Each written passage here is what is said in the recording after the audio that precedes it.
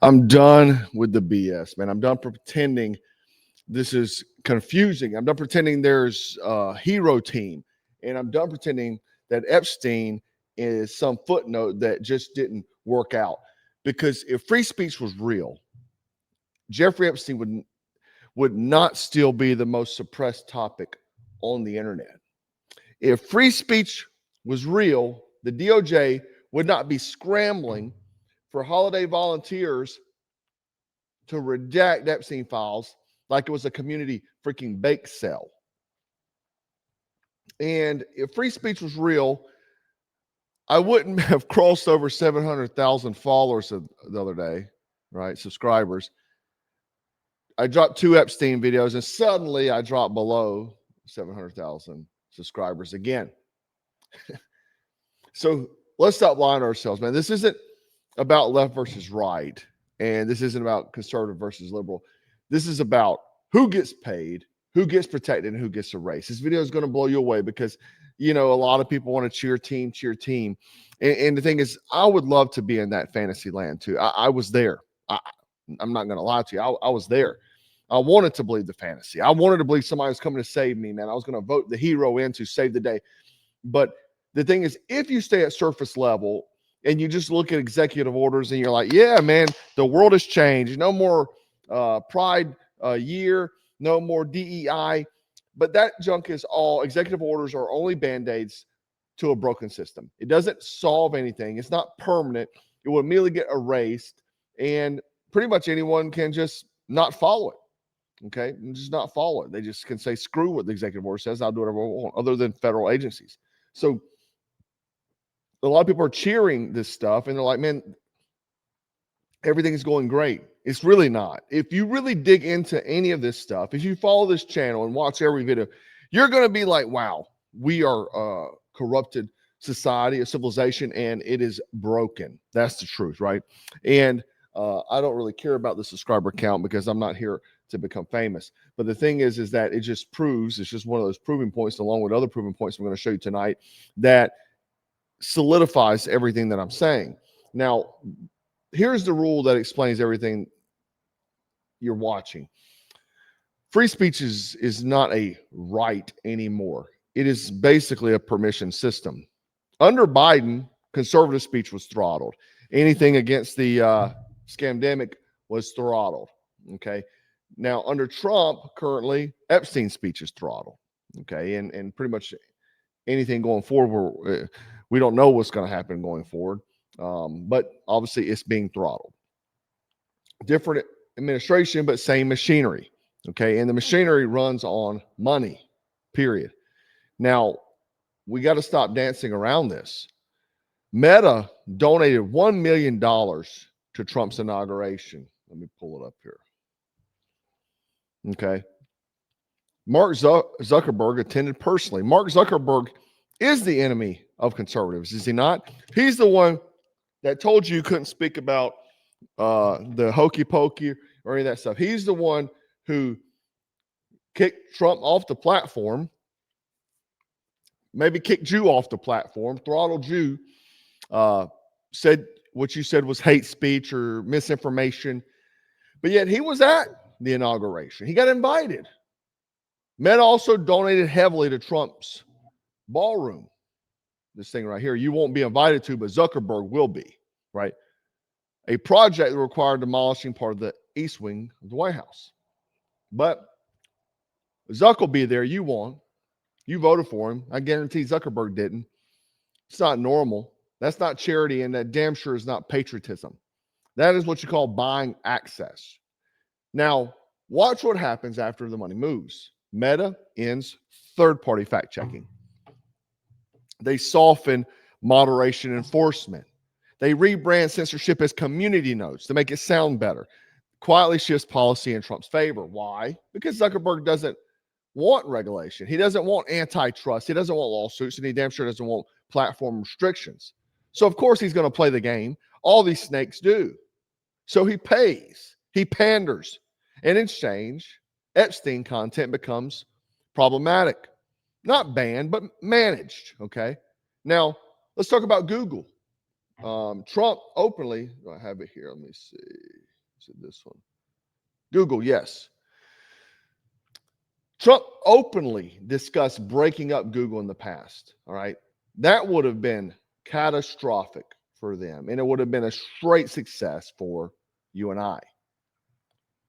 Then Trump wins. Suddenly, Google donates $1 million to his inauguration. Google pays $24.5 million to settle a Trump lawsuit over account suspension. Now, did we win a lawsuit for account suspension? No. Matter of fact, we tried to sue them, we'd get railroaded. Google then contributes heavily to the same White House ballroom project. And magically, no breakup, no antitrust war, no pressure. It's not coincidence. That is protection money in corporate form. And once Google is back in good standing, guess what? They help decide what gets surfaced, what gets buried. Okay. They're the biggest search engine in the world.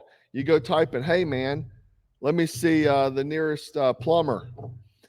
What AI summarized what history looks like. And do you think that if you are an individual that may be a problem to this administration or any other administration, Biden or what have you, and you have this type of deal, and maybe you speak against certain things, like maybe you're outspoken about being opposed to the 600,000 Chinese that are coming over, or maybe you're outspoken against the child predators being protected, maybe you're outspoken against all the H-1B visas coming to take jobs, maybe you're outspoken about a lot of these things, maybe you're outspoken about surveillance state and so on, so maybe your small business gets suppressed. And it definitely matters a lot when Epstein is involved.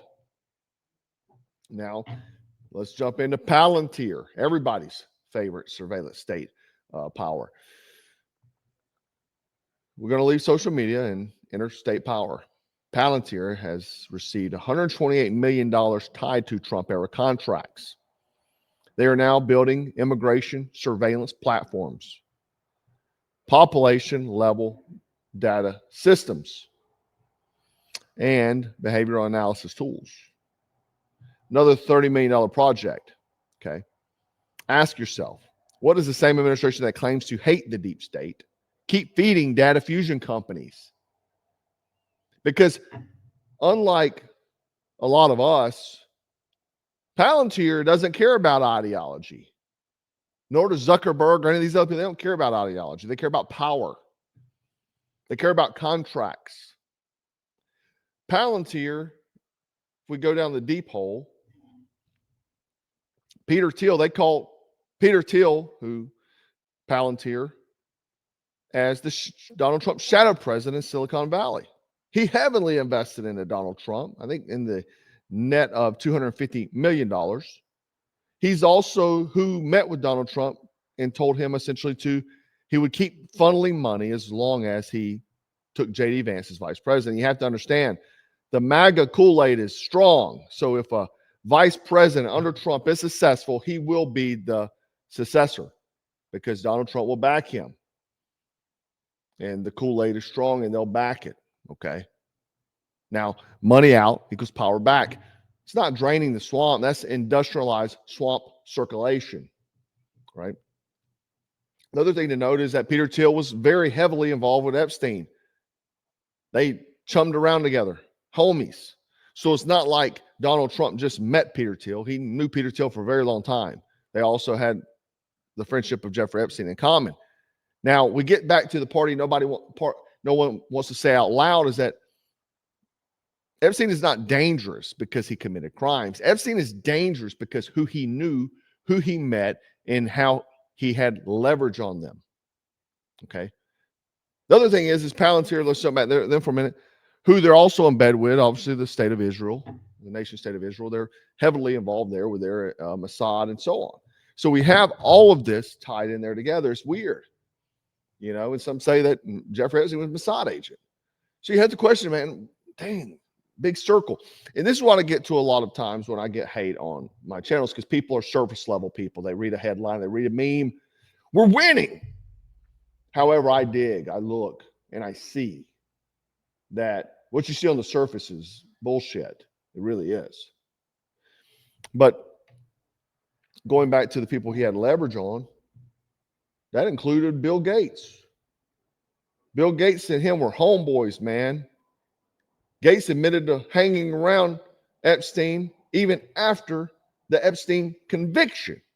Yeah, so he knew he was a child pred, right? So even if he says, and I don't believe anything he says, but if he does say that, oh, I didn't do anything wrong, he at least knew Jeffrey Epstein did, and that alone should have triggered investigations instead, right?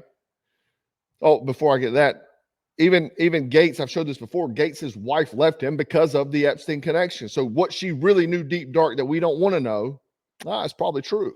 Text messages have revealed new details about the friendship between Bill Gates and convicted pedophile Jeffrey Epstein. Epstein had written to one of Gates's apparent advisors about an opportunity to work together, but his then wife, Melinda, intervened and subsequently banned Bill Gates from contacting him. Kinsey, there was certainly a relationship there over the years. Yeah, and actually in interviews since then, Melinda has alluded to the fact that his relationship and friendship with Jeffrey Epstein was one of the reasons she wanted out of their marriage. I mean, this was a huge deal to her. She wanted out of the marriage because of it. And so they're not the only people that were doing business deals and hanging out together or whatever, or appear to be doing business deals. Gates later appears at the White House doing business policy conversations with quote unquote innovation discussion. So with who? You've done. Thank you. Bill, would you like to say a few words? Sure. Well, I'm in the second phase of my career, giving away all the wonderful money that Satya's good work has helped multiply a lot. But I think the thing that ties my first career that I still spend some time on because AI is so phenomenal, and my second career is innovation, innovating in health in areas like. And Bill Gates has no degree in he doesn't have a degree at all, at 0 degree.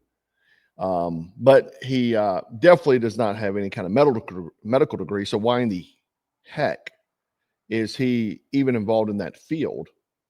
He was during the coup, if you remember. So to me, this was completely treasonous to have him up there at the White House. This guy is an enemy of the state. He's an enemy of patriots, this guy. Vaccines or gene editing, and the president and I are talking about taking. Whoa! And Donald Trump didn't stop him immediately when he talked about gene editing. He didn't say, "Whoa, what are you talking about?" No, he shook his head. Taking American innovation to the next level to cure and even eradicate some of these diseases. He mentioned polio, which is one that we're close. We don't need new science on that one. For some like HIV and sickle cell, we do need new science, but the U.S. Has the seeds that in the same way that Warp Speed took those seeds and put them together. Every patriot's favorite project called Warp Speed. I think something fantastic can be done.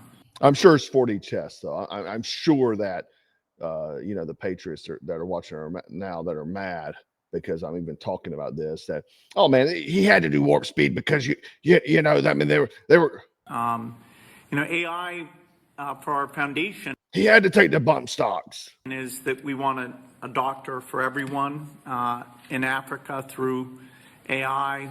We want farmers to have incredible advice and, kids to have a chance to learn. So I'd rather have you behind bars. The work being done by the people at this table is changing the world. It's, These are all the lizard people, by the way, that's sitting there. You got Sam Altman, Zuck, everybody's there.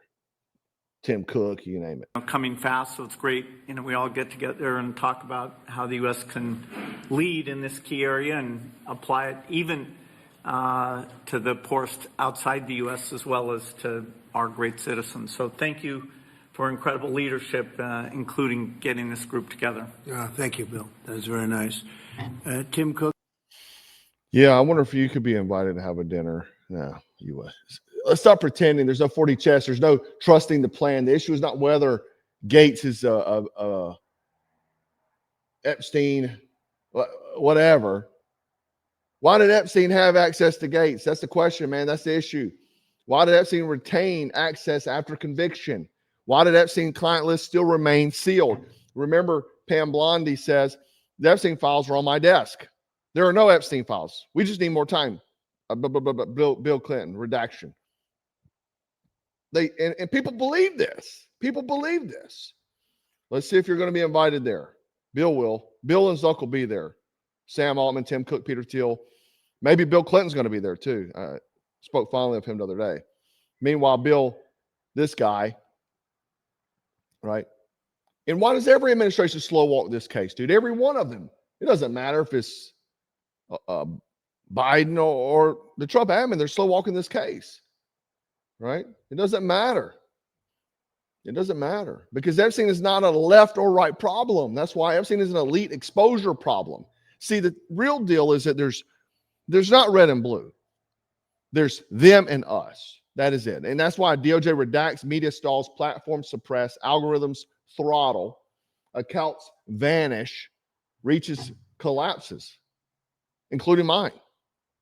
Now, you have to ask yourself, why is no one ever indicted? Why is this man right here still walking around? Why is he still walking around? You have to ask yourself. Congressman Massey said it plainly, right? The most honest question of the century. If there was widespread coordinated fraud in 2020, why has there been not one indictment? The same question applies here in everything that I've said thus far. Why has no Epstein client been charged? No facilitator named? No protector exposed? If we know Bill Clinton is heavily involved, why is he not being brought before Congress, indicted, and so on? No, nothing's happening. Because the system cannot prosecute itself. They would do it to you and me, but not them. That means his whole network, political donors, intelligence ties, corporate elites, media silence, platform complicity. So nothing ever happens, ever. Ever. And going back inside the new fast track to presidential pardons, if you want to add the final layer to this, okay? Reports indicate that Trump may be selling pardons. We've been wondering why these guys are getting pardons. Sam Bankman-Fried is talking about getting a pardon. He was a massive Act Blue donor. He's full-fledged liberal. He might be getting a pardon if he hadn't got one already. Now, this is their story. Is it proven? No. But it's sure consistent with everything I just outlined. Absolutely. Because the rule is always the same. Money, access, protection. That's it. That's the system. Now, if you want to talk about meta for a moment, I saw this account today, Our Wars Today. He did a side-by-side Epstein post censored by Instant Meta. Uncensored original Epstein post. He's showing a side-by-side of screenshots of his same things being censored. And I told you guys weeks ago this was happening, or 2 months ago, I think. I had heard that the DOJ had been in contact with, this is not some lie or BS that I'm spilling here. I heard this underground that Meta, Facebook, all the guys, all the big donors to the Trump admin, Google and so on, were approached by the DOJ to shut down the Epstein story. So let me say this clearly. Free speech is not real. It never was, and it won't ever be allowed. We also have Project Mockingbird still in full effect, right? Still being allowed, right? It's not allowed speech, right? Or it is allowed speech. It's filtered by platforms, donors, contracts, political favors, and leverage, legal exposure. Under Biden, again, conservatives were silenced. Under Trump, Epstein is silenced. Same playbook, different jersey. And Epstein stays buried because he threatens everyone who matters. He was the mechanism of the deep state. That's why I keep doing videos on this. That's why I've been talking about this junk for 5 years, because he is a centerpiece of the deep state. He's a centerpiece of it. And that's why this is one of the most important things. When you're looking at draining the swamp, his people, his connections, his ties. He's tied to all the major players, every one of them. Every one of them. He knew what he was doing. He was obviously working for who I believe our favorite ally. That's who I believe, along with CIA probably. Hence why I kept getting sweetheart deals. If you didn't watch my last video, you really should, right? If Epstein was harmless, he'd be solved. If free speech was real, he wouldn't be suppressed. And if the swamp was drained, we wouldn't be watching the same people get richer under every administration. There is no red team. There is no blue team. There is only those guys, the red and blue, they're chasing the green. And you're not invited to the ballroom, but Gates and Zuck, Peter Thiel, they'll all be there. Maybe Clinton, right? Oh, they'll all be there.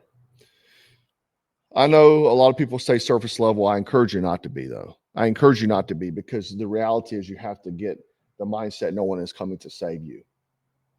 It's a harsh reality, and executive orders are cool. They're cool. Yeah, man, we can knock off all that rainbow stuff happening every month during the Biden administration. Knock off the DEI. We can make the military tough again. You know, it's a Band-Aid. It only is for a few years till the next admin comes in and totally wipes it completely free. And who it is, it'll probably be Vance, because he was propped up for a reason, and he is a puppet for Peter Thiel and Palantir. He just is. Now, the dark side of the Democrats could look a lot worse, but bad is bad. It doesn't matter. It's all headed to the same destination. That's why you have to be prepared mentally, physically, spiritually. Keep your family tight, your tribe tight. Tribe of 12, like I always say. And you can get a lot done. Have the tools, have the food, have the networks, have it all. Okay, this is serious business. Speaking of tools, before I get out of here, got two things for you. One, the vector knife. If you saw the contingency that we pumped out a few months ago, it's been like the best seller. The contingency is the OTF knife out the front. So we came out with the vector for those that like auto folders. So it's push button. You can see there's the push button there. The same color scheme. Push button, boom. Blade deploys. It has a lock here, so you can lock this into place, so that way it don't pop off in your pocket, but also you lock it whenever it's fixed, so that way it will not close. So it's very tough. So it won't close. Slide this back, then push the button. Sorry, this is mine. I use a lot, and it's really gunked up. But that's it there. Everybody who the first 50 people that buy one, I'm going to give you a brass lanyard bead, because it's a deep pocket carry. So all that's exposed from your pocket.